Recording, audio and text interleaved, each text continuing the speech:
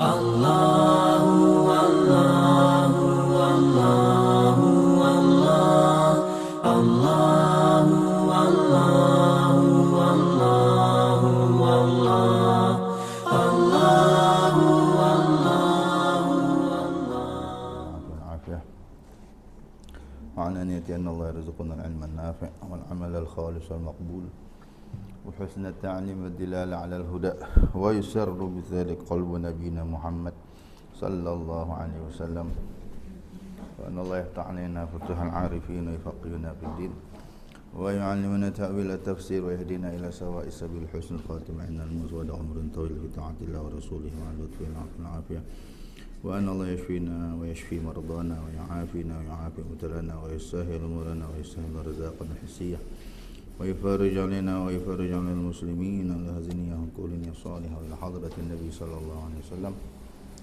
ثم إلى أرواح آبائي وإخواني من الأنبياء والمرسلين وآل كل من هم الصحابة والقرابة والتابعين والتابعين بإحسان إلى يوم الدين وإلى روح الإمام جميع المصنفين الكتب النافعة والأئمة المجتهدين ومقلدين في الدين القراء والمفسرين والمحدثين والفقهاء والأصوليين وسادة الصوفية والمحققين أولياء الكون أجمعين خصوصا الإمام قطب العلوم أبي حامد الغزالي وإلى روح الإمام قطب عبد الوهاب وشعران والإمام قطب الإرشاد وغوث العباد والبلاد الحبيب عبد الله بن علوي الحداد والحبيب بن القطب عبد الله بن حسن بن طاهر والحبيب بن القطب علي بن معه الحبشي والحبيب بن القطب أبو بكر بن معه الصديق وجميع أهل الدرك وأهل الباطن وأهل النوار والحل والعقد وأهل النور وإلى روح سماعة الأستاذ الإمام الحبر القطب الحبيب عبد القادر بن أحمد بالفقيه ونجلي سيدنا مولانا سماعة الأستاذ الإمام الحافظ المسلم القطب الدكتور الحبيب عبد الله بن عبد القادر بالفقيه وإلى روح كيس من أرمياء جميع مشايخنا وعلمنا خصوصا سيدنا علي عبد بن عباس وعلى أهل الدين وآبائنا وأمهاتنا وإخواننا الذين سبقونا بالإيمان ولمن له حق علينا وأجمع الأولياء والعلماء في هذه القرية وفي هذه البلدة شهد لنا ومن ساعد وأنفق على هذا المكان شهد لهم الفاتحة أعوذ بالله من الشيطان الرجيم بسم الله الرحمن الرحيم الحمد لله رب العالمين الرحمن الرحيم مالك يوم الدين إياك نعبد وإياك نستعين اهدنا الصراط المستقيم صراط الذين أنعمت عليهم غير المغضوب عليهم ولا الضالين آمين بسم الله الرحمن الرحيم الحمد لله مقلب الأمور ومصرف الدهور والصلاة والسلام على سيدنا ومولانا محمد بدر البدور وعلى آله وصحبه ذوي الفضل المشهور أما بعد رب اشرح لي صدري ويسر لي أمري وارفع لي قدري واحلل عقدة من لساني يفقه قولي وسدد لساني واهد قلبي بحق سيدنا محمد صلى الله عليه وسلم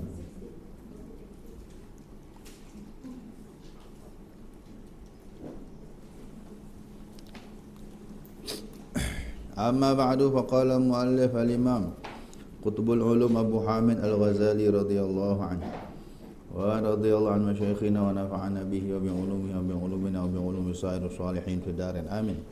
Berkata tuan pengarang kitab Bidayatul Hidayah Al-Imam Abu Hamid Al-Ghazali, semoga Allah meridai beliau, meridai kita, ibu bapa kita, guru-guru kita, dan memberi manfaat, memberi berkat kepada kita dengan ilmu-ilmu beliau di dunia dan di akhirat. Amin ya rabbal alamin. Pada tajuk ke-10, adab-adab tidur. Tajuk ke-10, adab-adab tidur. Muka surat 68, kitab saya 79. Qala radhiyallahu an, ma ma'nahu? Bagaimana yang diterjemahkan oleh almarhum Allah yarham Al-Ustaz Al-Syekh Fahmi Zamzam. Semoga Allah merahmati beliau, melimpahkan, meluaskan kubur beliau. Amin ya rabbal alamin. Apabila kau hendak tidur, maka hamparkanlah hamparanmu dalam keadaan menghadap kiblat, dan tidurlah di dalam keadaan mengiringkan badan ke sebelah kanan seperti berbaring orang yang mati di liang lahat.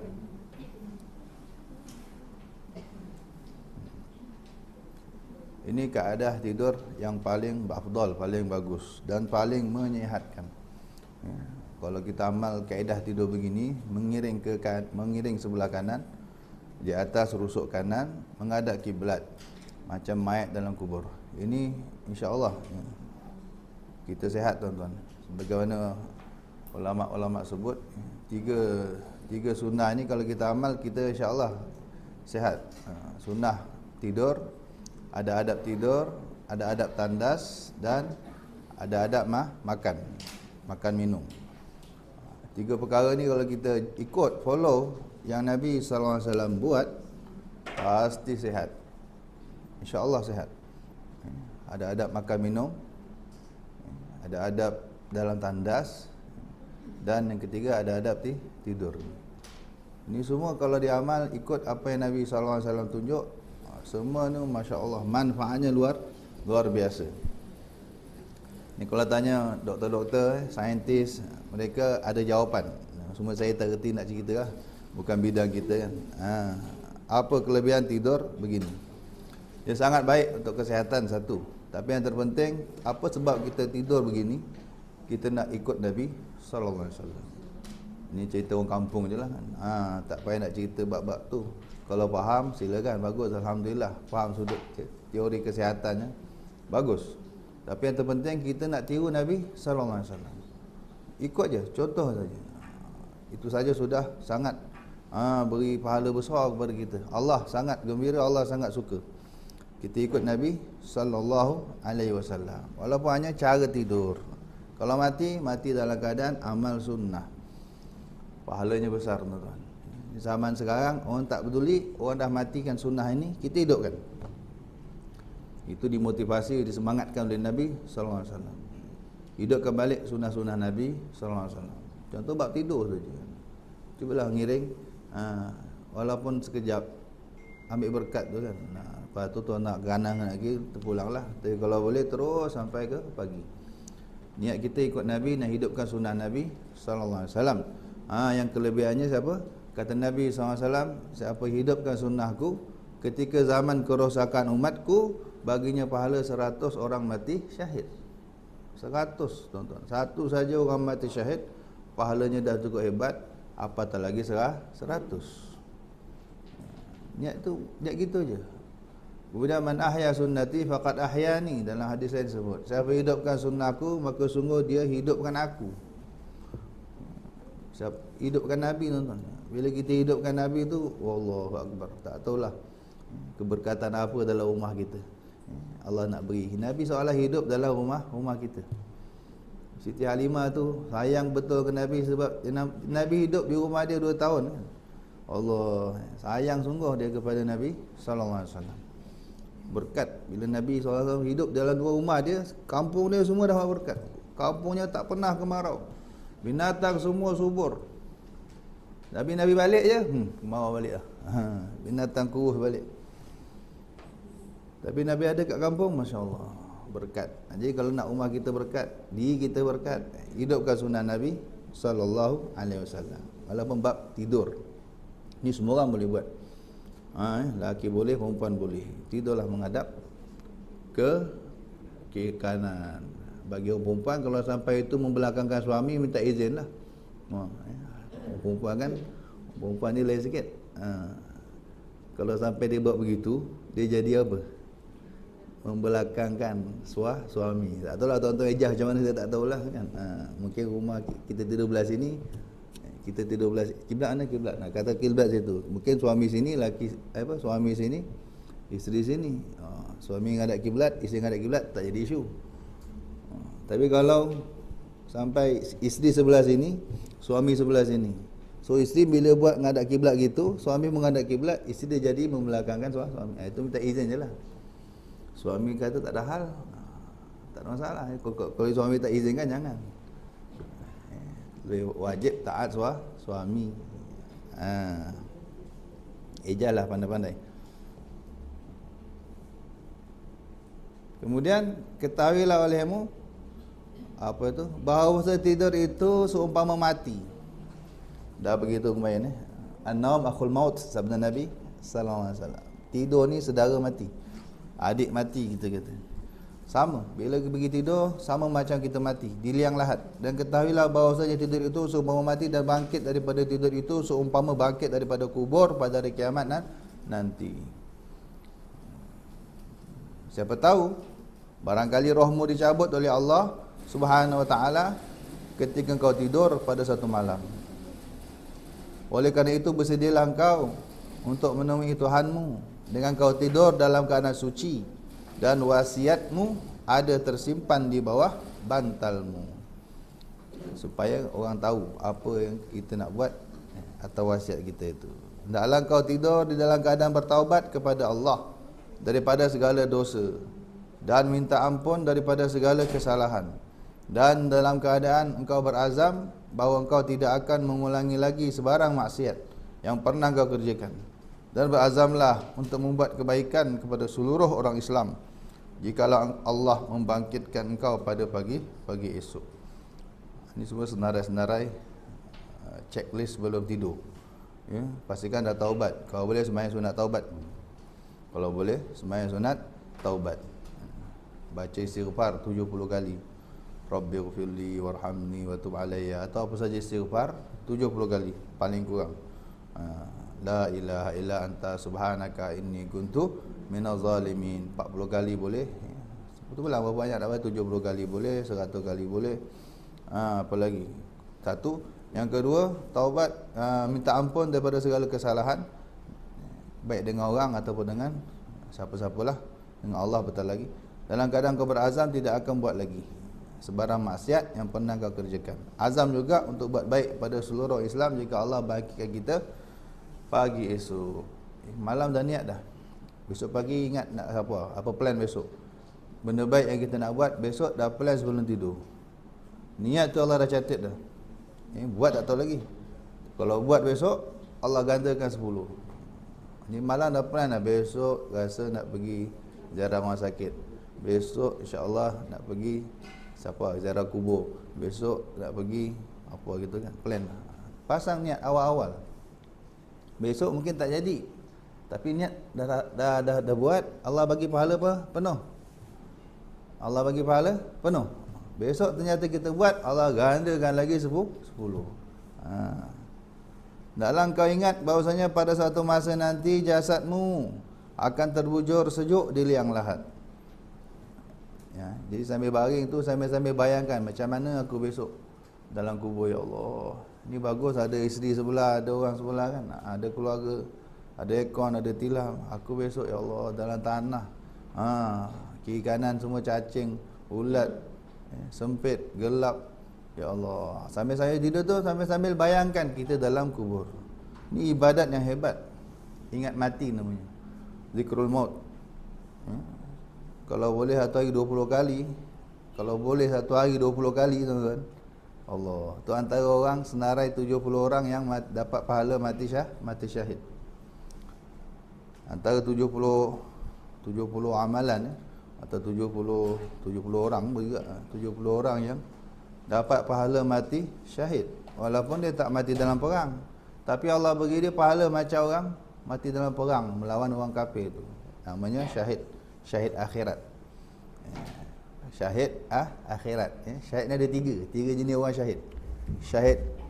Syahid dunia akhirat, syahid dunia, syahid akhirat. Apa makna syahid? Syahid tu dari kata-kata syahadah. Apa syahadah? Saksi. Orang mati syahid, kenapa dia disebut syahid? Sebab dia menyaksikan syurga. Masa dia mati tu dia nampak syurga. Dia cium bau syurga, tu yang dia semangat nak pergi, tak nak balik-balik tu. Banyak berlaku pada sahabat Nabi sallallahu alaihi wasallam.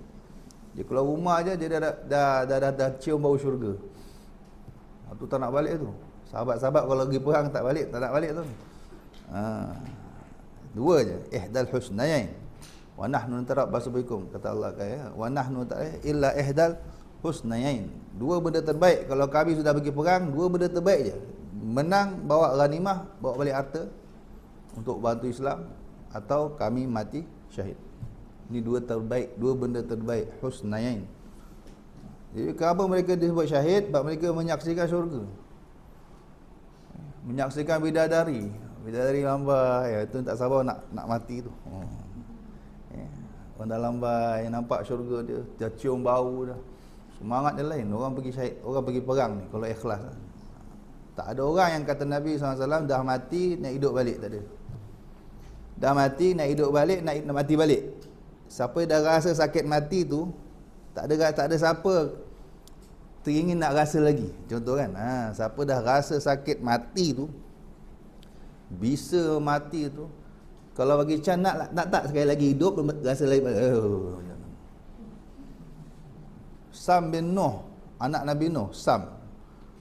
Pernah Nabi Isa hidupkan. Nabi Isa pernah hidupkan Sam bin Nuh. Tu berapa ribu tahun tu jarak dia tu.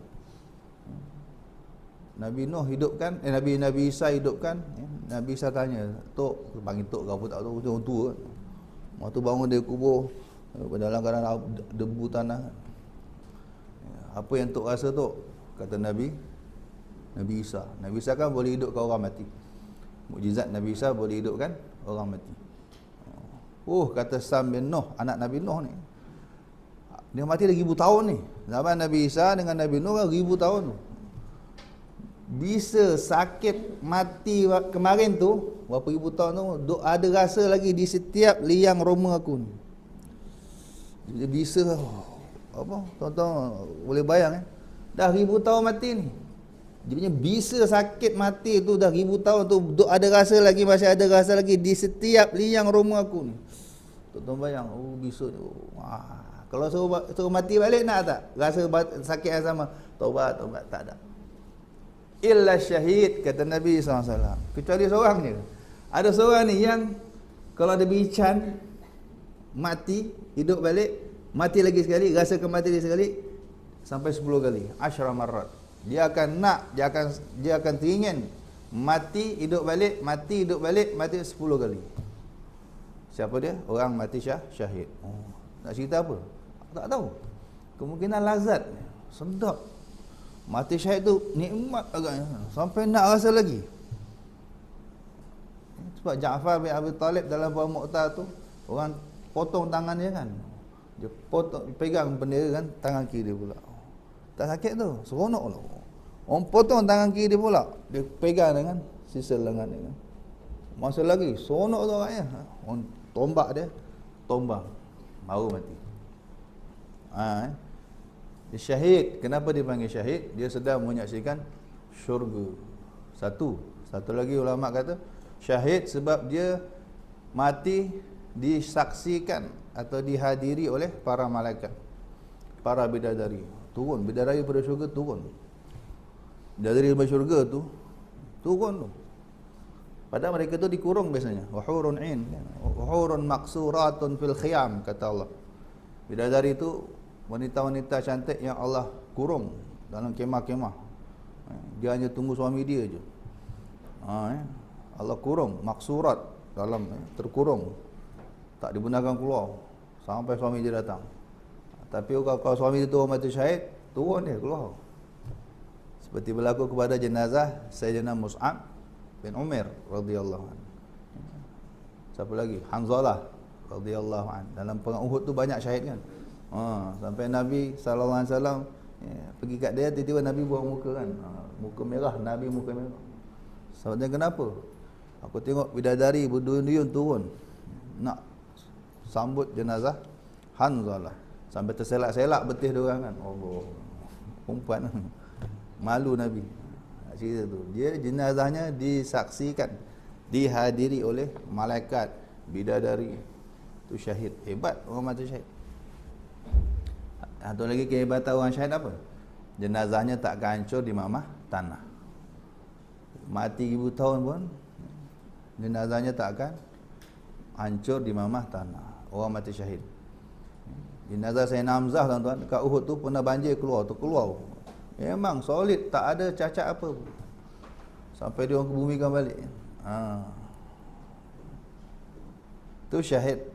Nah, syahid ada 3. Syahid akhirat, syahid dunia akhirat, syahid dunia, syahid akhirat. Apakah syahid dunia akhirat? Orang yang mati di jalan Allah, perang melawan orang kafir, mati kerana perang melawan orang kafir, dan niatnya ikhlas kerana Allah Ta'ala. Ikhlas, macam sahabat lah. Ini syahid dunia akhirat. Ini tidak boleh dimandikan. Kalau dia mati, tak boleh dimandikan. Haram mandikan dia. Dengan darah-darah dia tu kita kebumikan. Darah je besok di akhirat dia tak bau darah tapi bau kasturi. Harum. Sebab haram kita bersihkan. So, darah dia akan jadi minyak wangi untuk dia. Itu syahid dunia akhirat. Yang kedua syahid dunia. Apakah syahid dunia? Orang yang mati dalam perang fisabilillah, tapi niatnya bukan kerana Allah. Dia perang lawan kafir ni, perang lawan British, perang lawan Jepun, tapi niatnya bukan kerana Allah. Niatnya tak ikhlas. Nauzubillah min zalik. Niatnya untuk dipanggil pahlawan, supaya anak cucunya besok dapat, orang panggil apa? Dapat royalty ke apa ke? Orang panggil apa? Dapat kerajaan bagi penghargaan kan. Ini cucu Mak Kilau ni kan. Ni cucu Datuk Muhammad, ni cucu siapa kan. Dapat royalty ke apa. Dia nak tu. Nauzubillah. Ini syahid dunia saja. Kerana dia mati dalam perang, kita tak mandikan dia lah. Dia sama, dikebumikan macam syahid-syahid lain. Tapi dia antara jemaah pertama masuk neraka. Orang ni rombongan pertama masuk neraka. Nauzubillah. Orang pertama masuk neraka orang macam ni, yang berjihad fisabilillah, perang tapi niat bukan kerana Allah. 3 rombongan pertama atau 3 orang pertama yang mula-mula masuk neraka. Neraka tu belum ada orang, dia masuk dulu. Siapa dia? Tadi tu, pejuang fisabilillah, pejuang perang, askar dan sebagainya, tapi niatnya perang lawan orang kafir ni bukan kerana Allah, tak ikhlas. Yang kedua, orang hafal Quran, orang belajar agama, rajin sampai jadi hafiz, sampai jadi alim, sampai jadi mufti, sampai jadi tok guru, tapi niatnya pun sama, bukan kerana Allah. Ini selalu kita ingatkan. Kita belajar agama ni tuan, kita ni belajar agama, niat kita selalu cek niat kita, selalu cek niat kita. Niat tak betul, kita first masuk neraka. Yang ketiga, dermawan, penderma, penginfak. Rajin infak, air infak sana, infak sini, derma sana, derma sini, tapi semua bukan kerana Allah, nak pujian. Ini 3 golongan yang mula-mula masuk neraka. Nauzubillah min zalik. Jadi ada orang syahid dunia. Di dunia dia syahid. Maknanya apa? Tak boleh dimandikan, tak boleh disemayangkan. Sebab dia memang mati dalam perang lawan komunis apa semua kan. Tapi niatnya siapa yang tahu? Allah saja tahu. Kita ikut syariat. Jangan mandikan dia, jangan semayangkan dia. Tapi di akhirat dia nombor 1 masuk neraka. Nauzubillah. Yang kedua, yang ketiga, ini syahid akhirat sahaja. Syahid akhirat. Kalau dia mati tetap kena mandi, kapan, semayang macam orang biasa. Tapi di akhirat besok dia kumpul dengan tu semua tu. Kumpul dengan Sayyidina Hamzah, Sayyidina Hamzalah, Sayyidina Mus'ab. Kumpul dengan syuhada-syuhada tu semua. Di akhirat, atau kata syahid akhirat. Kat dunia macam orang biasa, mati atas katil je. Tapi di akhirat kumpul dengan para syuhada. Dia satu daulah, satu kelompok yang hebat, satu kelompok yang luar biasa, boleh beri syafaat. Dia ada kota syafaat. Orang mati syahid dia ada kota syafaat dia boleh syafaat orang. Ulama kata untuk dapat syahid akhirat ini ada 70 amalan kita boleh try. Ada 70 amalan kita boleh try, mana mudah, mana yang senang, mana yang kita ada 70 sebab kita kata. Ada sebab yang sedap, ada sebab yang seram. Minta jauh pun ada, jangan sampai. Apa contoh yang seram-seram dulu? Mati kena taun. Tahu taun? Penyakit apa panggil? Wabak kan, sakit taun, malaria ke apa. Satu kampung kena, satu kampung mati. Tu biasa zaman dulu tu sekali kena ratus ribu orang mati. Covid, sama lah tu. Wabak dipanggil, mati kerana wabak. Ya, ini sekali mati tu ratus ribu. Ini Allah sayang. Nabi SAW bila cerita tu, Nabi Nabi seronok juga dengar. Walaupun kesian-kesian tapi Masya Allah. Untung pada yang mati tu. Masuk-masuk dah selamat dalam kubur. Jenazah tak hancur insya-Allah. Kalau dia redha. Di akhirat besok kumpul dengan VVIP akhirat. Mati kerana tenggelam. Mati kerana terbakar. Mati kerana runtuhan. Ulama kiaskan aksiden. Termasuk runtuhan ini. Ulama kiaskan mati aksiden. Na'udzubillah. Ini semua na'udzubillah. Jangan walaupun syahid, seram tuan. Cek yang sedap-sedap lah. Ada lagi yang best-best kan. Dapat syahid, mati pun cantik. Mati kena batuk ular. Mati kena kanser. Mati kena seher. Mati apa lagi? Mati terkejut. Tak ada, tak masuk. Mati terkejut ni seram. Tak masuk pula. Tak masuk. Mati terkejut macam-macam sebab. Aksiden mati terkejut ke? Kan? Boom. Kalau aksiden syahid lah. Atau tengah-tengah duduk tiba-tiba runtuh rumah ni. Na'udzubillah min zalik. Runtuh semua. Syahid semua. Terkejut juga tu. Umum. Terkejut ni umum. Ada harapan. Tapi na'udzubillah lah. Na'udzubillah pula ada harapan. Apa lagi? Mati kena sihir. Mati kena sihir hantau tu kan. Itu syahid. Mati beranak. Kalau perempuan mati bersalin. Ataupun masa beranak tak mati. Masa tempoh menyusu. 2 tahun tu mati. Pun syahid. Perempuan. Apa lagi? Mati memendam cinta. Mati angau orang katalah. Ada angau siapa-siapa tak? Contoh kan.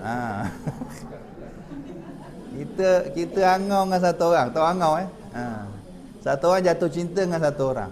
Tapi nak cakap segan, nak tackle segan, nak approach takut, tapi nak buat, nak SMS kan, ini kan jadi apa, haram ke apa kan. Dia tahan semua tu. Dia tak buat apa-apa yang haram lah. Tak ada kata nak usah, nak tackle ke apa, nak borak, nak ajak dating ke, tak ada. Dia tahan je angau ni kan. Dan kata, ya Allah, sampai mati. Sampai dia mati. Angau juga. Viral sampai sekarang lah. Tapi saya cerita yang baik. Dia nak meninggal cakap bahasa Siam. Apa benda tu? So saya, kita bukan ustaz, kita bukan apa. Jadi kita bagi bersangka baik saja lah. Itu macam mana dia cakap Siam. Yalah. Itu mungkin makna dia, makna Al-Quran ke apa saya tak tahu kan. So boleh bersangka baik. Boleh, sangka baik tak ada masalah. Siam. Tak ada masalah. Jangan orang ambil Siam ke apa? Tak ada. Dia tinggal di sini kat Thailand. Wallahu a'lam. Jadi bahasa gitu. Disebut dalam hadis mata ishqan, mati angau. Mati sebab angau kan. Ada orang dia cinta tak kesampaian. Ada orang jatuh cinta tak kesampaian boleh mati. Melayu jarang. Tapi di negeri Arab tu ada satu daerah, satu kabilah Bani Uzrah. Itu biasa tu. Kalau cinta tak kesampaian boleh mati. Mati panggil apa Mati angau lah kan. Mati Fras menonggeng tu. Tapi dia tidak buat. Dia boleh buat apa yang Allah haramkan. Contoh dia boleh macam-macam lah, tapi dia tahan. Tak. Mati. Ini mati syahid. Matinya mati syahid. Bukan gila, tak. Ini orang sensitif now lah orang kata. Tak, dia punya apa bukan dia punya hati dia rapuh sangat.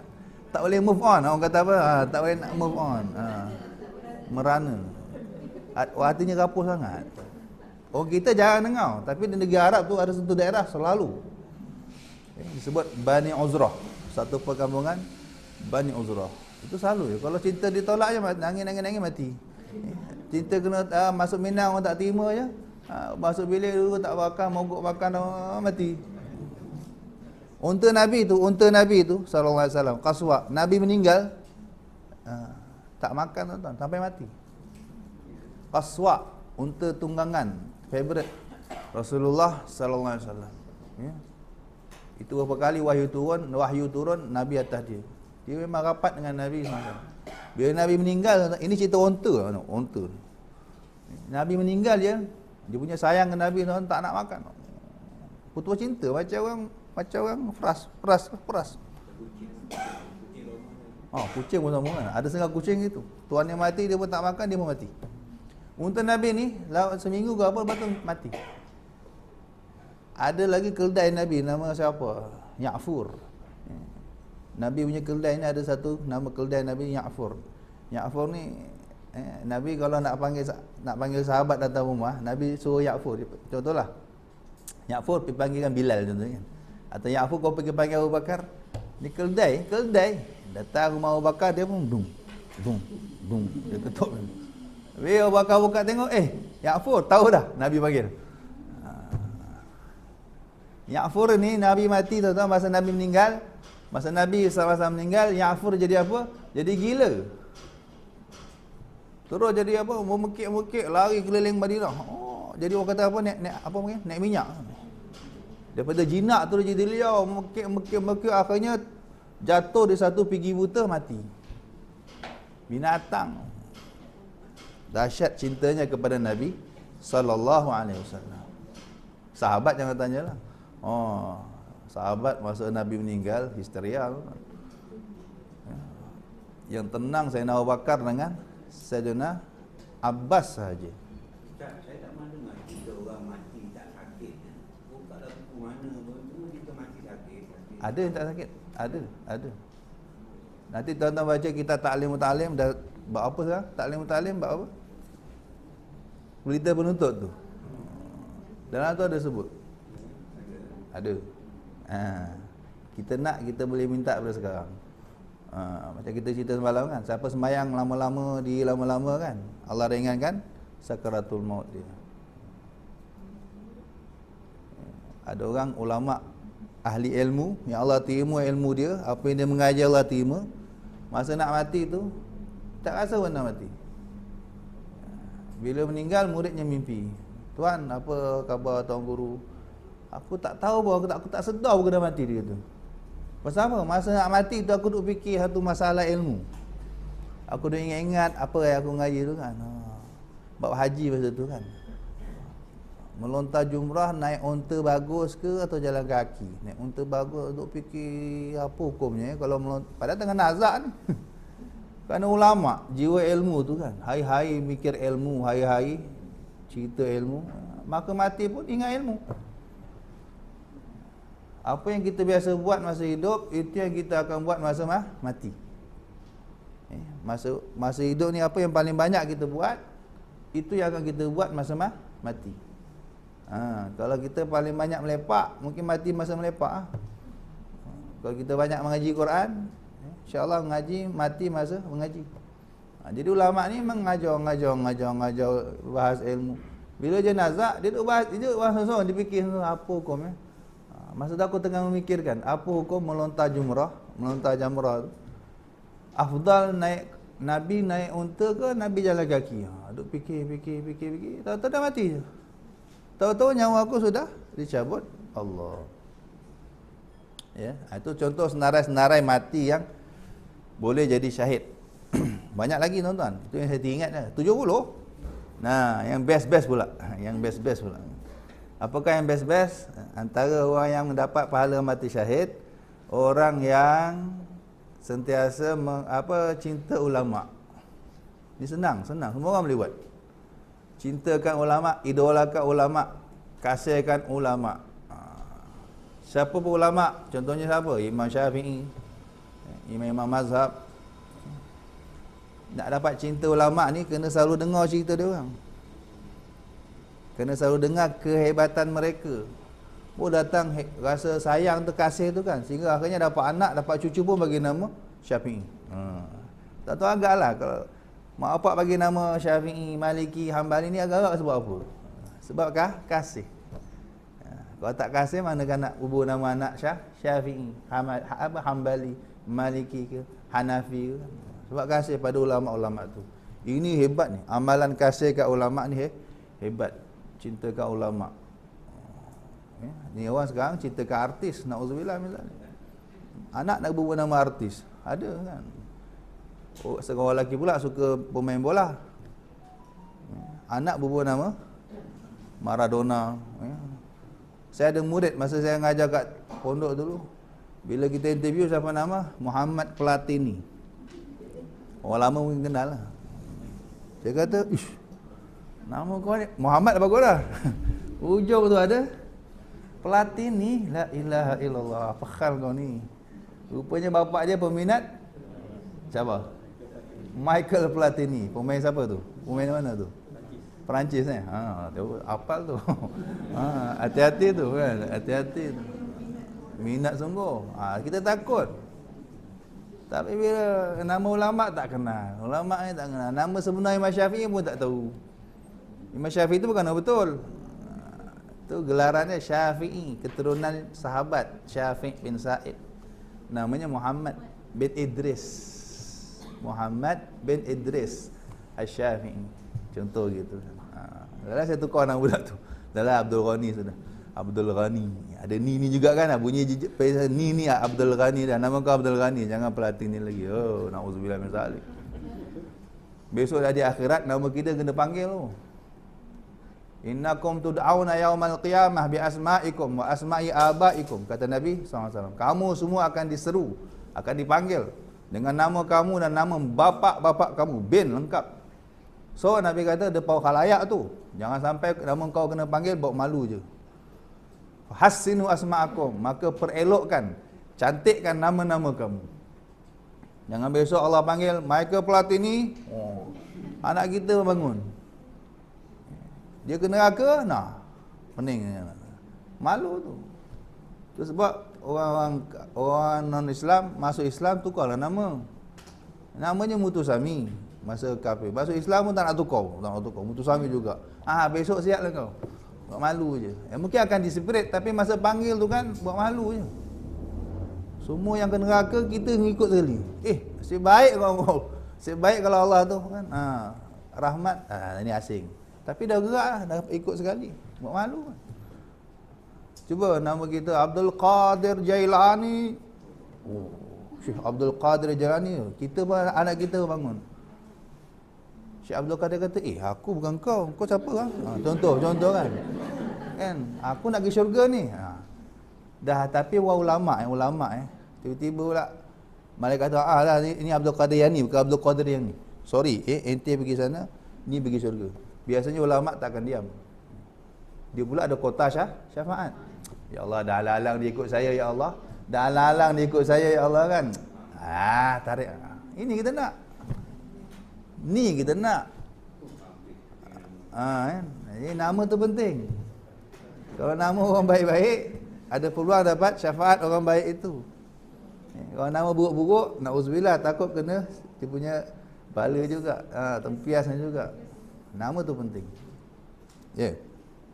Jadi mati apa tadi tu?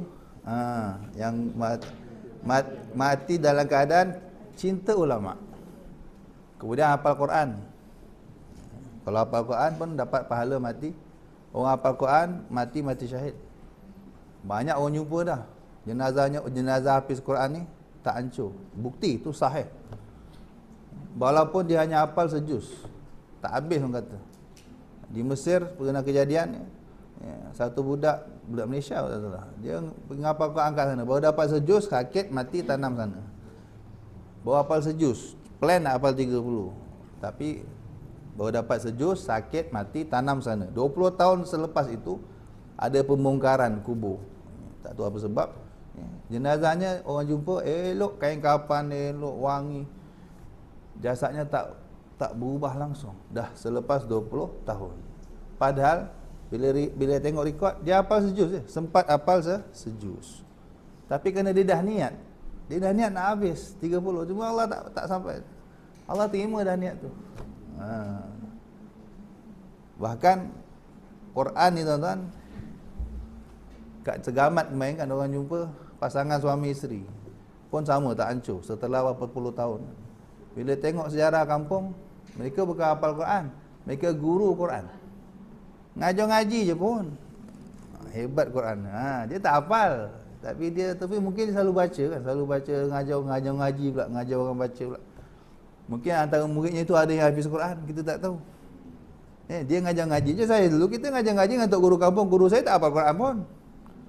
Cikgu kampung, guru kampung je. Hanya balik berta kan, ngajar mukaddam. Tapi muridnya berapa ramai yang hafal Quran? Yang ngajar dengan dia tu berapa ramai yang menghafal Quran? Itu semua pahala dia dapat. Seolah dia pun hafiz Quran. Contoh gitulah.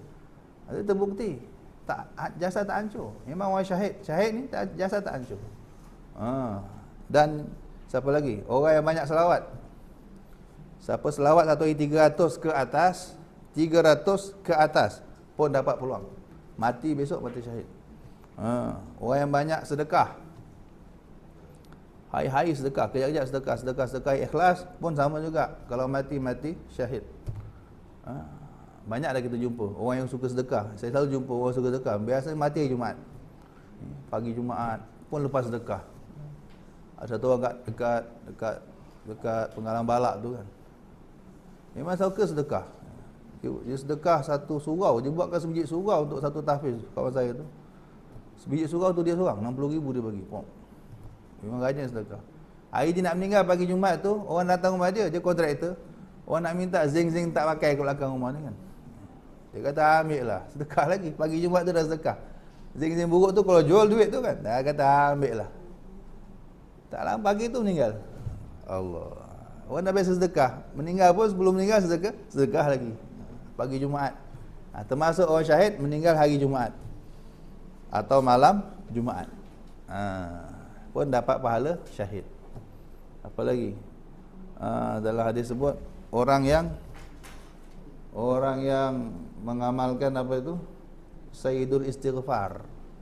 Allahumma anta rabbi la ilaha illa anta khalaqtani wa ana abduka wa ana ala ahdika wa wa'dika mastata'tu kan. Siapa amal setiap hari pun mati syahid. Orang yang amal akhir suratul Hasyr, law anzalna hadzal Quran itu.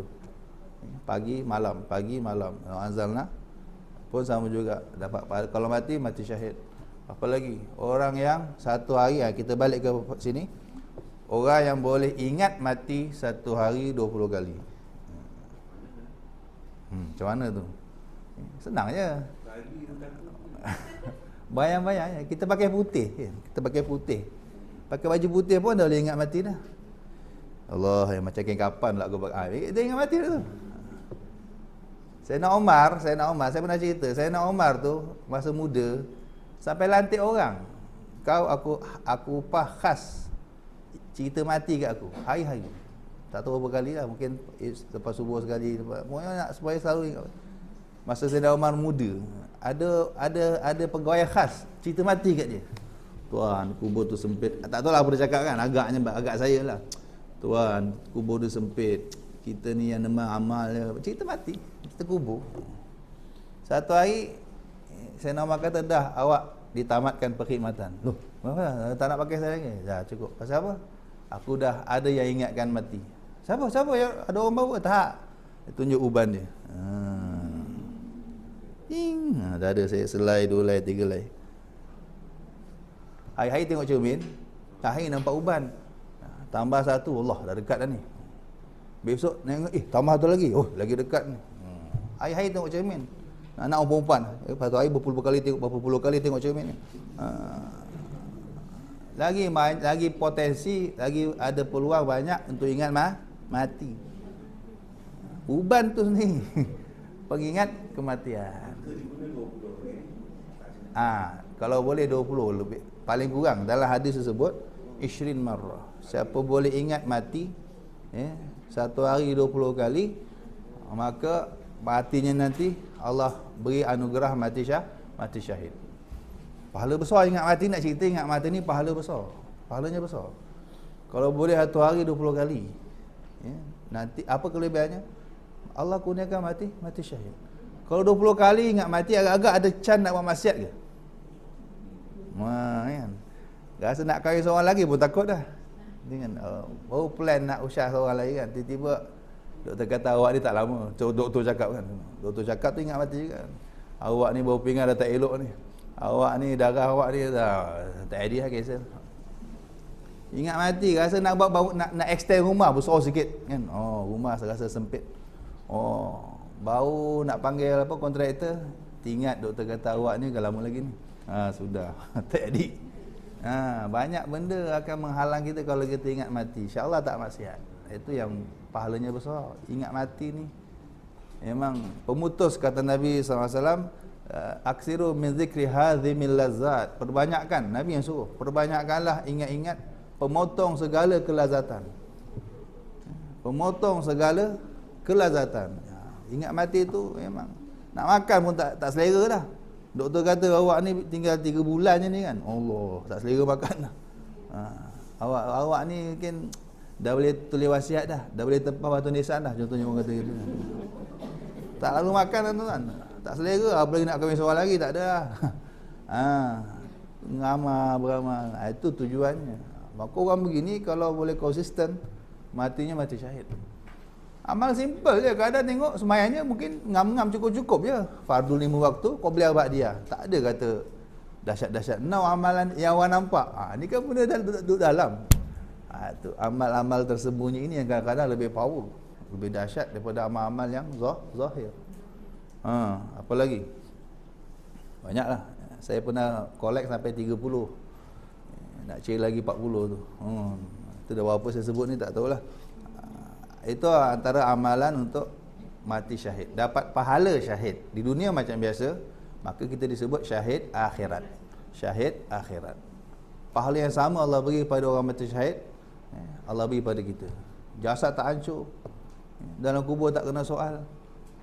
Apa lagi? Orang yang berazan, satu lagi, orang yang istiqamah melaungkan azan, jadi muazzin, jadi Bilal. Itu pun sama juga masuk kategori syuhada. Apa lagi? Tak ingat. Itulah. Jadi ni, bila kita baring nak tidur, lebih-lebih lagi potensi, lebih-lebih lagi sesuai untuk ingat mati.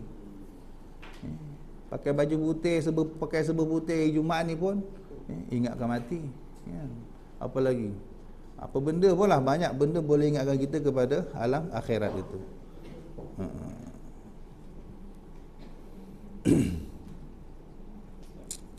Kalau kata tadi dapat pahala syahid kan, contohnya macam aksiden ke apa, lepas tu dia mati, so pahala syahid, amalan-amalan yang sebelum tu kalau dia buat dosa-dosa pun diampun kan maksudnya, atas kurniaan Allah, anugerah, karunia kan, kurnia. Macam pesalah-pesalah kita kan dapat kurniaan ampunan daripada dulu yang Maha Mulia kan. Macam tu lah, lepas je. Tergantung kita serah pada Allah. Allah buat dia mati syahid tu pun mungkin sebab Allah dah memilih untuk ampunkan dia. Allah boleh buat dia mati cara lain kan. Kalau Allah tak nak ampun, oh ni jahat. Allah boleh buat dia mati berzina ke, na'udzubillah min zalik. Allah boleh buat dia mati apa? Mabuk ke, Allah boleh buat. Tapi Allah buat dia mati dalam keadaan baik, kemungkinan, kata ulama, kemungkinan sebab Allah dah memang pilih nak maafkan dia. Itu tak tahu. Segi zahirnya begitu, serah pada Allah. Tapi kata ulama, Allah boleh buat gitu. Allah boleh matikan orang ni kan.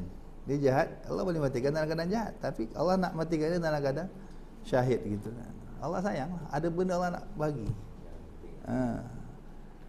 Jadi kita tak tahu. Sangka baik pada Allah, sangka baik pada Allah. Tapi dunia pun disebut perkataan syahid. Ya, syahid. Syahid akhirat. Tapi kalau tu yang aksiden apa pun syahid, dia tak panggil. Oh, panggil syahid, itu doa lah. Syahid insya-Allah kita kata. Hakikatnya di sisi Allah, Allah saja yang tahu. Macam orang mati perang tu pun nampak macam syahid, rupanya niat tak betul. Allah saja yang tahu. Cuma kita berharap, kita letak harapan pada Allah. Moga-moga Allah syahid, dia nampak dia macam mati syahid, semua dosa dia Allah ampun lah. Tapi ingat syahid ni hebat. Sekali lagi, bagus juga soalan ni. Ada syahid, walaupun syahid, ada satu amalan yang tak laku syahid dia.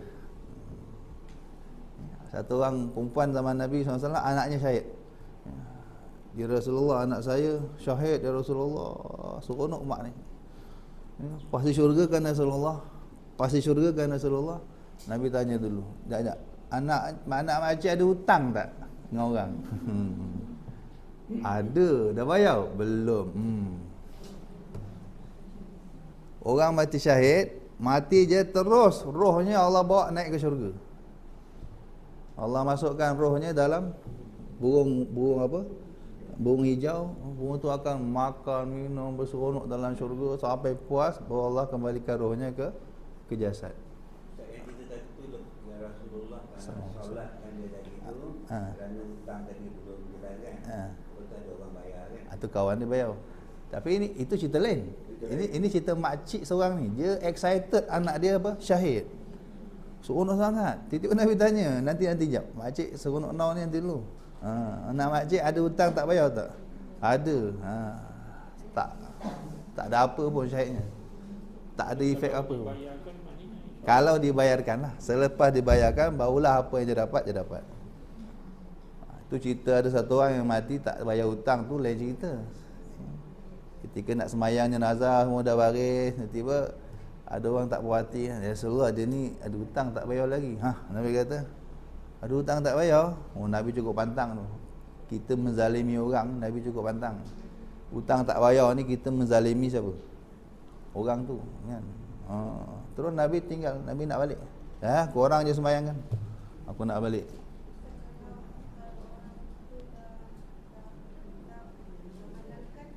Dah halalkan tak ada masalah. Untung dia lah.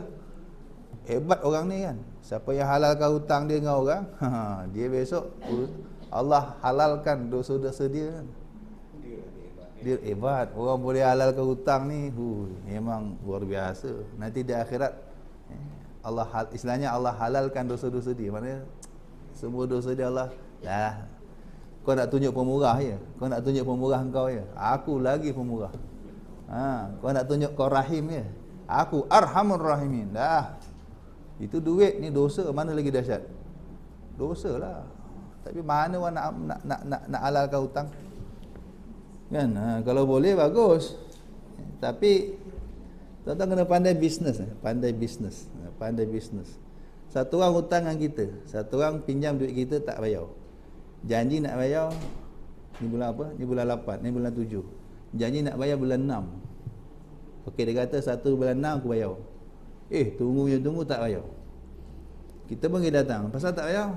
Alah, tolong ni anak nak pergi sekolah, anak banyak nak pakai duit. Minta tangguh lagi boleh? Okeylah. Kita bagi tangguh. Setelah itu, setiap hari kita dapat pahala sedekah sejumlah duit yang dipinjam tu. Katalah dia pinjam kita 1,000. Okey? Tiba masa bayar, dia minta tangguh. Dia nak nipu dia punya hal lah. Dia menipu ke dia boleh bayar je sahaja tak nak bayar, tu lain cerita nanti. Tapi kita yang beri tangguh. Okey, tak apalah, saya bagi 3 bulan lagi contohnya kan. Okey. Daripada hari tu sampai 3 bulan tu, berapa hari tu? 30, 90 hari. Maka setiap hari kita dapat pahala sedekah RM1,000 sampai 30. Bayangkan. Tu faham tak? Tu kata pandai bisnes. Dia tak halalkan tau. Dia bukan halalkan.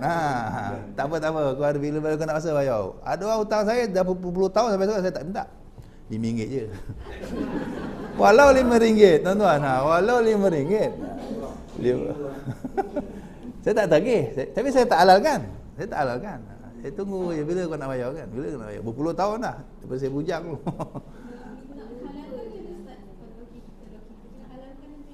Kita halalkan, lagi hebat sebenarnya. Nanti urusannya dengan Allah langsung.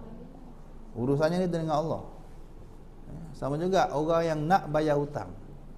Nak sungguh bayar, tapi memang tak mampu bayar. Tapi memang dia nak bayar, tapi ada je kendala. Ada je halangan kan. Dia nak, tapi time itulah dia nak pakai duit pula. Dia nak sungguh bayar. Dia bukan nak dajal kawan dia tak nak bayar hutang. Tapi dia memang akhir sampai mati tak mampu bayar. Orang begini sama juga. Allah panggil, dulu Allah akan panggil di akhirat. Kata Nabi SAW, yang bagi hutang, yang berhutang nak bayar. Allah tanya, dia ni ada hutang kat kau tau. Dia nak bayar, tapi dia tak mampu bayar. Sekarang ni, okeylah. Kau nak deal dengan dia ke nak deal dengan aku? Umpama ni saya ringkaskan je lah. Kalau deal dengan dia, setakat tu settle itu je lah. Tapi deal dengan Allah gini, semua dosa kau kita settle. Kau terus pergi syurga. Kau nak mana? Kau nak tuntut dia ke? Kau Kau nak kita ada hak tuntut dia kan. Minta pahala dia, minta segala amal dia kan. Kita boleh tuntut ni. Di akhirat antara kita ni yang bagi duit pinjam ni boleh tuntut dia atau kita nak tuntut kat Allah. Kau nak claim dia, nak claim aku. Kena bijak masa tu. Kalau ikut dendam kesumat, saya nak kerjakan dia. Saya nak ambil semua pahala dia. Saya nak rembat semua pahala. Nampak dia ni banyak amal tapi rugi. Buat apa cari dia? Cari saya lah. Ini sekaya-kaya zat. Urusan kau nak urusan dengan dia, urusan aku. Urusan Allah, tak apalah, saya halalkan, saya maafkan, maka orang dia boleh pergi syurga. Kita, so between us sekarang. Kau dengan aku sekarang. Untunglah. Yang kita betul-betul halal tu pasal Muslim. Kalau macam berlaku kita majikan kita dulu kafiah. Tak bayar gaji semua tu. Tu apa kita nak tuntut dia tu? Nak halalkan tak? Dia majikan siapa kita pinjam dia pinjam kita ke? Gaji tak bayar banyak. Oh.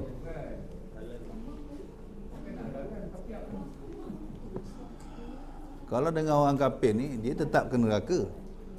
Orang kafir ni tetap kena neraka. Bahagian kita tu, setiap kezaliman atau setiap musibah yang kena pada kita tu, sama ada biasanya Allah ampunkan dosa. Dosa kita banyak. Disebabkan kita terzalimi itu, banyak potong dah. Itu salah satu. Bila kita dizalimi, mana kita kena musibah, betul? Musibah tu kelebihan dia apa? Ampun dosa. Kafarah. Ada keuntungan. Kerugian dia, bila dia ni buat tak senonoh di dunia, biasanya bisnesnya tak akan maju. Biasanya bisnesnya akan terlingkup. Biasanya dia akan bankrupt. Rumah tangga je huru-hara. Orang kafir tu gitu. Kalau dia buat baik di dunia, Allah balas kat dunia. Orang kafir, dia buat baik, Allah tu adil. Siapa buat baik, pasti Allah balas baik. Untuk orang kafir, Allah balas habis di dunia. Itu yang Cina yang baik-baik ni, Allah kasih kaya, kasih banglo, kasih kereta berpuluh-puluh, beratus orang, kasih keluarga dia bagus, anak dia bagus. Di akhirat besok, dia cuba nak claim.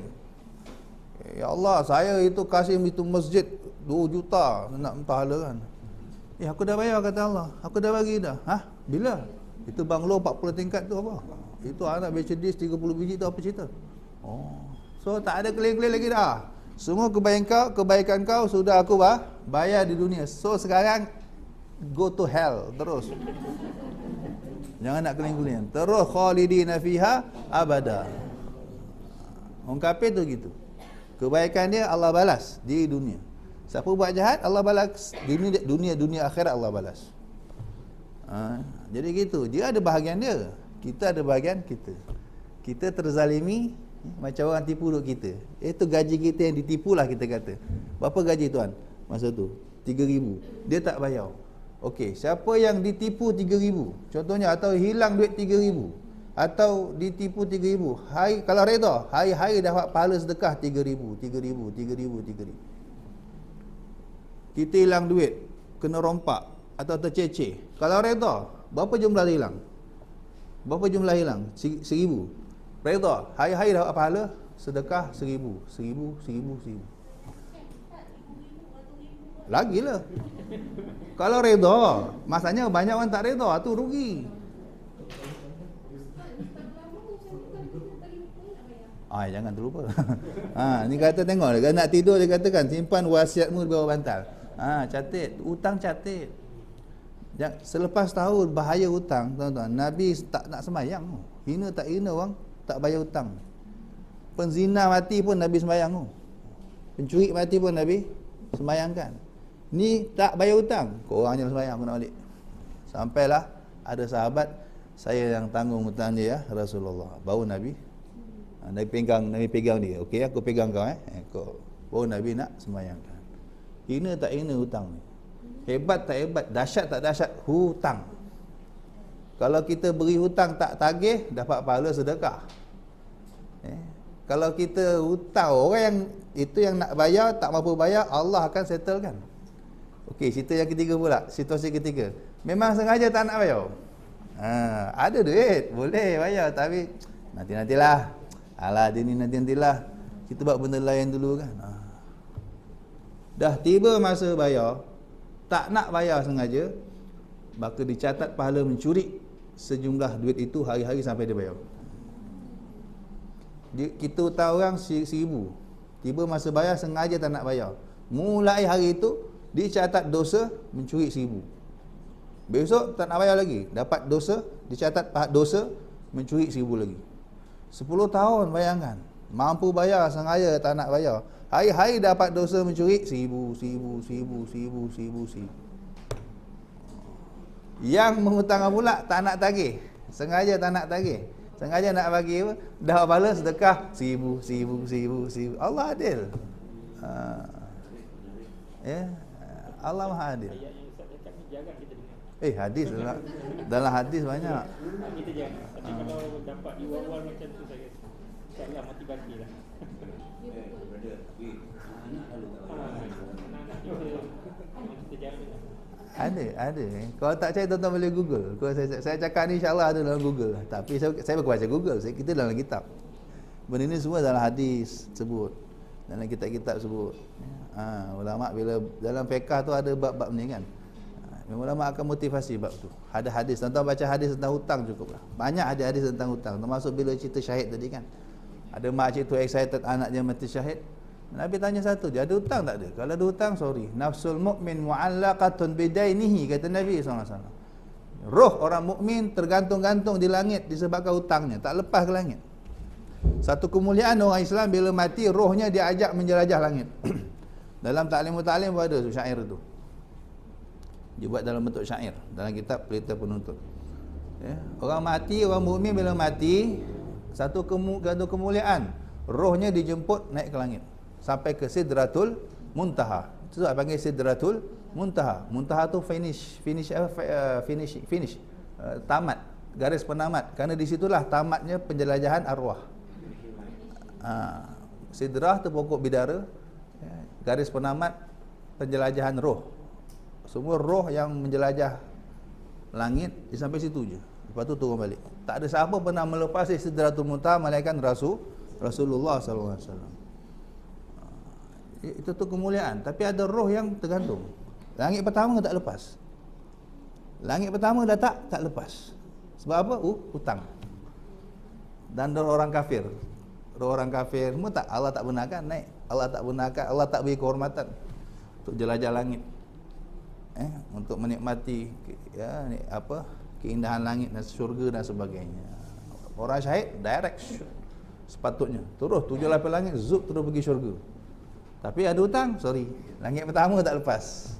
Langit pertama dah blok. Maka nangis makcik tu. Nabi selesaikan hutangmu. Selesaikan hutang anakmu. Banyaklah kalau nak cerita hutang tuan-tuan. Tapi kehebatan tu. Maka dalam hadis Nabi doakan, Nabi motivate, rahimallahum ra'an samhan idza ba'a, samhan idza ishtara, samhan idza taqada, idza qada, samhan idza taqada. Semoga Allah merahmati. Nabi doakan rahmat untuk orang yang samhan, tolerate, boleh berkira, boleh apa? Boleh tolak ansur. Samhan dia panggil. Tasamuh. Boleh berkira, boleh tolak ansur lah. Idza, saya ringkaskan, idza qada wa idza taqada. Bila bab bayar hutang dan bila bab nagih hutang. Ada berapa bab?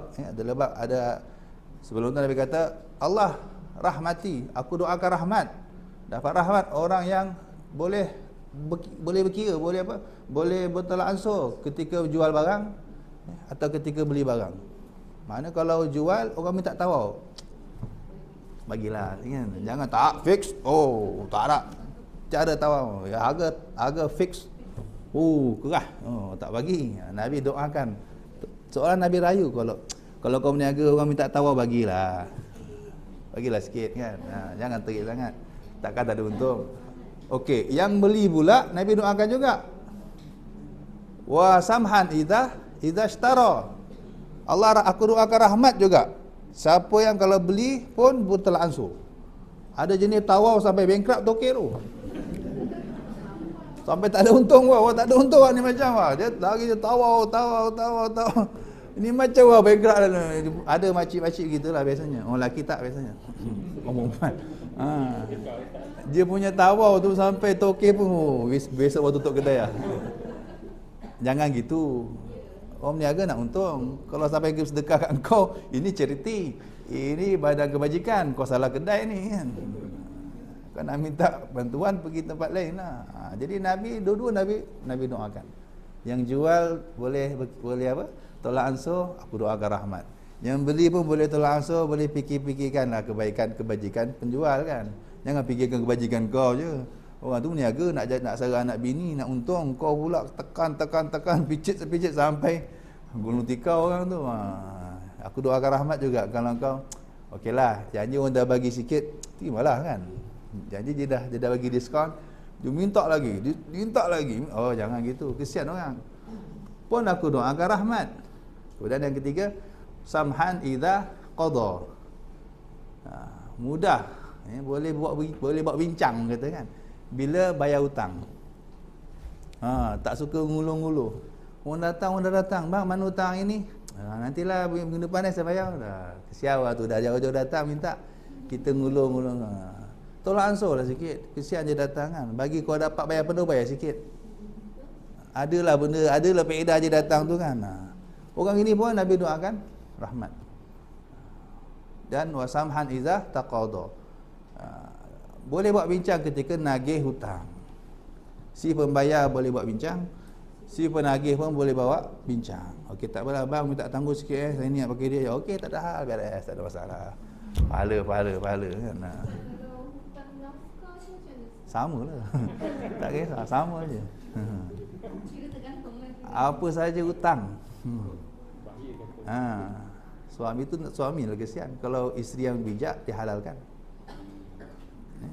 Kalau isi yang ya kalau faham, bila kita dah dengar dua set kan, tu set kita dah dengar kan. Samhan idza qada, samhan idza taqada. Boleh buat bincang ketika menagih hutang, boleh buat bincang ketika ditagih hutang. So fikir mana yang betul. Kata pandai-pandailah berbisnes dengan Allah. Pandai-pandai. Isteri nak syurga kan, halal kau hutang suami. Kesian suami itu.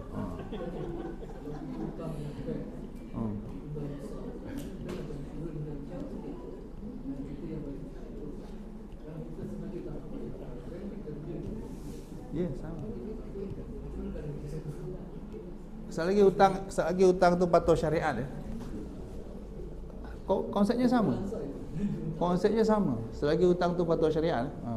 Kecuali hutang-hutang yang haram tu lain cerita. Insurans ni tengok dulu patuh syariat ke tidak. Tengok jenis insurans lah. Kalau insurans dah cover, itu kan perjanjian yang dibuat oleh pihak insurans dengan kita kan.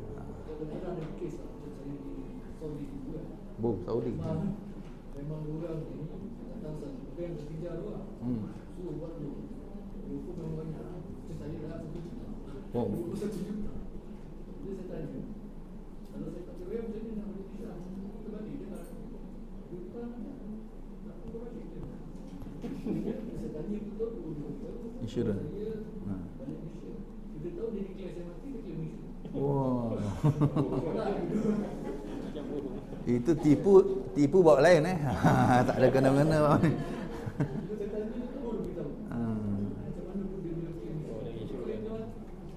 Itu kalau tipu dosa lain lah, tak ada kena-mengena bab ni. Itu masalah insurans cover hutang kita tu dah macam konsep orang settle cover hutang kita. Itu memang tak ada masalah. Itu tak perjanjian lah, tak ada masalah. Kalau patuh syariat, lagi patuh syariat tak ada masalah. Kita hutang ada orang nak bayarkan, tak ada masalah. Macam tadi sahabat kan, Nabi tak nak semayangkan dia sebab dia ada hutang. Sahabat lain yang gerento, saya bayar hutang dia, baru Nabi semayangkan. Tak ada masalah. Kita bayarkan hutang orang ni besar pahala memang besar pahala. Sedekah yang hebat, bayarkan hutang orang. Kita nampak aku ada hutang, okey aku bayarkan. Niat kita supaya dosa-dosa kita ni Allah cincaikan kan. Kita tunjuk pemurah ni. Kalau kita tunjuk pemurah depan Allah, biasanya Allah kata, kau pemurah ke aku pemurah? Kau nak tunjuk pemurah ya? Aku lagi pemurah. Berbanyak dosa kau? Oh, bertimbun ya Allah. Halal. Sana pergi syurga. Kita nak macam tu, kita harap begitu. Jadi kalau ada duit lebih tu, ada orang yang ada duit lebih sengaja pergi pinjam hutang, bagi hutang kat orang. Bukan bagi hibah, bukan bagi apa? Bukan bagi tak, bagi pinjam. Siapa ada duit lebih, nak pahala kan, macam tadi kan. Satu hari je tak bayar, kau dapat pahala sedekah. Bagi dia duit. Aku bagi kau pinjam ni 3,000. Okey? 3 bulan kau bayar, boleh? InsyaAllah. Okey. Dia tahu tak mungkin bayar 3 bulannya, tapi saja kita bagi. Nak pahala kan. Kita duit terlebih, kan. Biasa orang bisnes akhirat, investment akhirat. Biasa orang biasa kat dunia, duit terlebih orang masuk fixed deposit. Duit terlebih orang masuk apa? Biasa fixed deposit lah kan. Tak usik tahu beranak ya kan. Itu dunia. Kita mati anak-anak beranak hebat. Kita macam nak fixed deposit yang selamat. Balik benefit pada kita. Ini cara. Ada duit terlebih tu, tengok bang nak pakai duit tak? Nak pakai duit tak? Nak lah tak pakai. Nak ambil. Saya bagi pinjam, bukan saya bagi pinjam 10,000. Saya banyak kawan tuan-tuan, tapi semua kawan saya jumpa seorang je yang macam ni. Dalam ribu kawan saya, seorang, saya baru jumpa seorang je. Tu masa belajar dulu. Masa belajar saya selalu tak ada duit kan. Kita belajar jauh. Duit selalu lambat. Ada seorang tu, kawan baik saya. Dia kalau ada duit lebih, dia tanya, memang dia sengaja tanya. Lik, kau nak pakai duit tak? Nak lah, tak nak pakai duit. Dia bagi pinjam. Kita jenis bayar lah. Seronok lah, agaknya seronok. Ada seorang je. Nak seramai-ramai tu, dia bukan kaya sangat. Dia adalah duit lebih. Kadang dia tak boleh, dia kurang belanja. Duit dia lebih, dia offer. Nak pakai duit tak? Nak lah, sebab tak pakai duit tak ada. Nah, bagi pinjam. Kau bagi pinjam. Dia pandai. Pandai bisnes dengan Tuhan. Jadi kalau nak bagi satu hal, infak satu hal. Infak jugalah. Itu kiraan dia lain.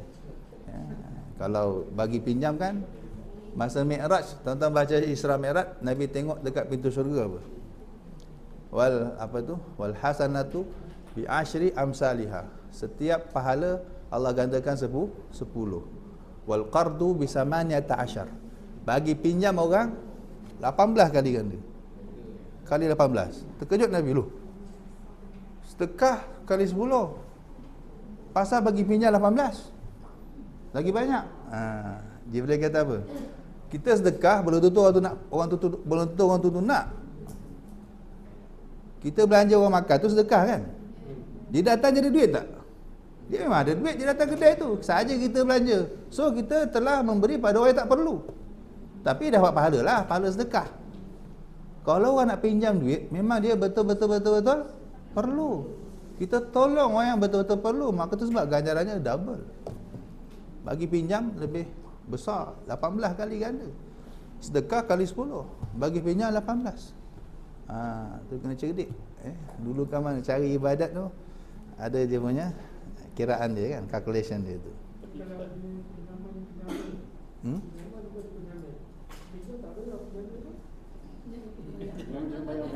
Tu tujuan jadi penjamin. Kalau tak, apa jadi penjamin? Memang kesedia untuk bayar lah. Dan penjamin ni pun besar pahalanya. Orang nak pinjam duit, tuan nak pinjam duit ini, dia tak percaya dengan tuan, sebab tak kenal. Tapi kenal saya. Sunat bagi saya datang jadi penjamin. Sunat bagi saya, dapat pahala bagi saya jadi garantor. Sebab dia percaya saya. Dia tak kenal tuan, macam bank lah kan. Bank tak percaya kita, kecuali ada penjamin. Penjamin yang tengok secure kan, gaji besar ni. Sunat jadi penjamin untuk tolong orang dapat pinjam duit. Faham? Bila kita jadi penjamin, maka berlakulah satu ibadat, iaitu orang pinjamkan duit orang. Kita jadi sebab wujud ibadat ini. Besar tak pahala kita? Besar. Dan kita memang sedia, kalau dia tak bayar, cek saya. Mana dia hutangkan saya pula? Saya settlekan dengan dia. Dia hutangkan saya pula. Terserah saya nak halalkan ke, saya nak bagi tempoh lagi, nak korek pahala lain lagi dari pihak dia pula. Terserah. Domin dipanggil. Dalam fiqh ada bab tu. Kelebihan jadi penjamin tu. Memang digalakkan. Kalau kita bagi orang pinjam, mana ada kewajipan kita tak balik duit yang kita bagi hutang ni kan? Kewajipan dari sudut itulah memang hak kita, bukan wajib. Tapi kalau macam kalau kita dia tak bayar, nanti dia akan jatuh. Kena ingatkan dia lah. Boleh ingatkan dia. Tengah orang kalau kita bagi pinjam, bila nak minta tu payah sikit kan. Itu kata bagi tahu dia hadis tadi tu. Cerita tadi tu rekod. Cerita saya cerita dia kan, Nabi tak nak semayang. Orang zina mati Nabi semayang. Orang mencuri mati Nabi semayang. Apa maksiat pun Nabi semayang. Tapi ada hutang Nabi tak nak semayang. Kau nak macam tu kan. Gitu. Jadi dalam kes itu besok kubur kau panas, cakap macam tu. Kubur panas tau. Orang hutang tak bayar, kubur dia panas. Sebab dalam kes sambungan cerita tadi tu, bila Nabi SAW ada sahabat, saya bayar hutangnya, Nabi semayang. Nabi hari-hari Nabi kejar sahabat ni. Kalau tak saya dia Qatadah. Sayyiduna Qatadah. Asal jumpa dia, dah bayar hutang belum? Belum. Cepat jangan lambat. Hari-hari jumpa Nabi kejar dia. Nabi tanya, sampai Qatadah ni asal jumpa Nabi satu hari tu ngelak lari. Takut kena tagih. Sampailah dia dah bayar, barulah berani jumpa Nabi sallallahu alaihi wasallam. Bila dia, wah, hutang dah bayar belum? Settle dah Rasulullah. Apa kata Nabi sallallahu alaihi wasallam? Al-an barudah jilduh. Sekaranglah sejuk kulit dia kat bawah tu. Sekarang barulah sejuk kulit dia. Maknanya apa? Selama ni, selagi hutang tu tak settle, walaupun dah masuk kubur, panas. Orang tak bayar hutang cerita tu. Kau nak kubur panas tak? Kau nak kubur sejuk, kau nak kubur panas. Ancam gitulah. Kelebihan ingat, satu hari kalau nak bayar, post lah, sekarang boleh send kan. Cakap mungkin tak tercakap kan. Send lah, atau viral kan, share kan artikel tentang tu kan. Satu hari lambat bayar, satu hari catat dosa mencuri sejumlah duit yang kau pinjam tu. 2 tahun kau tak bayar, mana hari-hari kau dapat dosa mencuri 1,000. Ya. Itu hutang dengan Tuhan. Dahsyat hutang dengan Tuhan. Lagi dahsyat. Lagi teruk. Tapi biasanya Tuhan ni banyak tolerate, banyak tolak ansur kita. Dengan orang ni kita takut. Ada jenis orang berkira. Tak. Dengan orang kita takut. Ada jenis orang berkeras. Tak ada, aku nak tuntut di akhirat. Lantak kau. Ada orang keras. Tak ada 1 sen pun aku tuntut kat akhirat. Rugilah orang tu. Dia tak nak halalkan kan. Tapi tu hak dia, memang hak dia. Terpulang. Dia nak tuntut kat akhirat, tuntutlah. Kan nyusah, kalau kita nyusah kan, baru nak pergi syurga orang datang. Baru nak pergi syurga, bang tolong halalkan bang. Penat ngangkat cari abang ni. Baru kita baru nak masuk syurga, ada seorang kan leceh. Udah halal kasihan sangat. Supaya kita smooth. Supaya perjalanan ke syurga kita lancar. Kalau tidak, baru nak seorang lagi datang. Baru sampai kan. Mengangkat dia cik kita konon kan. Baru jumpa abang. Saya terambil duit abang RM1 kemarin. RM1 pun tak halal bang. Tempat yelah aku halalkan. Baru nak langkah lagi, seorang pula apa hal terambil abang punya apa. Leceh. Itu kata halalkanlah. Nak tidur ni baik. Kita tak tahu mati besok kan. So sebelum tidur kita dah halalkan. Kalau boleh. Tapi bukan senang. Kalau kita rasa kita panjang umur, nak claim lagi besok, tak payahlah. Biarkanlah. Itu yang dianjurkan ya. Jadi zaman Nabi kempen. Ayajizu ahadukum an yakun misla Abi Damdam. Tak mampukah kamu nak jadi macam Abu Damdam? Sahabat kata, siapa Abu Damdam? Tak kenalnya Abu Damdam. Abu Damdam tu wali zaman dulu, kata Nabi. Orang soleh zaman dulu. Apa amalan dia? Sebelum tidur setiap malam dia akan halalkan semua hutang orang pada dia. Dia akan bersedekah dengan marwah dia. Setiap malam sebelum tidur, dia punya amalan dia sedekahkan marwah dia. Apa maksud sedekahkan marwah? Ya Allah, siapa pun hina aku, siapa pun fitnah aku, siapa pun kutuk aku, siapa pun ngumpat aku maafkan. Itu marwah aku tu. Tapi aku sedekah marwah aku pada dia. Sebelum tidur. Nabi tanya sahabat, tak mampukah kamu jadi macam Abu Damdam? Senang je amal tu, tapi amalan yang jadikan orang wali Allah. Semoga Allah beri taufik. Allah beri taufik kita dapat amalkan insya-Allah. Itu ya. Ingat, hendaklah kau ingat bahawasanya pada satu masa nanti jasadmu akan terbujur sejuk di liang lahat. Ingat mati. Ini konsep ingat mati. Kau akan tinggal di sana bersendirian. Tiada siapa yang mau bersamamu kecuali hanya amalanmu. Yang neman kita amal kita. Dia akan jadi macam pemuda yang tampan, borak dengan kita, hibur kita, berbual dengan kita sehingga kita tidak kesunyian. Dan tiada yang berfaedah di kala itu kecuali hanya usahamu. Dah, sampai situ dulu. Panjang sangat dah konon. Semoga Allah selamatkan kita daripada bahaya hutang ni. Semoga Allah pilih kita dapat husnul khatimah setelah umur panjang, insya-Allah. Semoga Allah bagi taufik kita dapat amal mana yang baik, dapat tinggal mana yang tak baik, insya-Allah. Rabbana fa'na bima 'allamtana, rabbi 'allimna alladhi yanfa'una, rabbi faqihna wa faqih ahlana wa qarabatin lana fi dinina ma'a ahli qutri unsa wa zakar sirril Fatihah. A'udzu billahi minasyaitonir rajim. Bismillahirrahmanirrahim.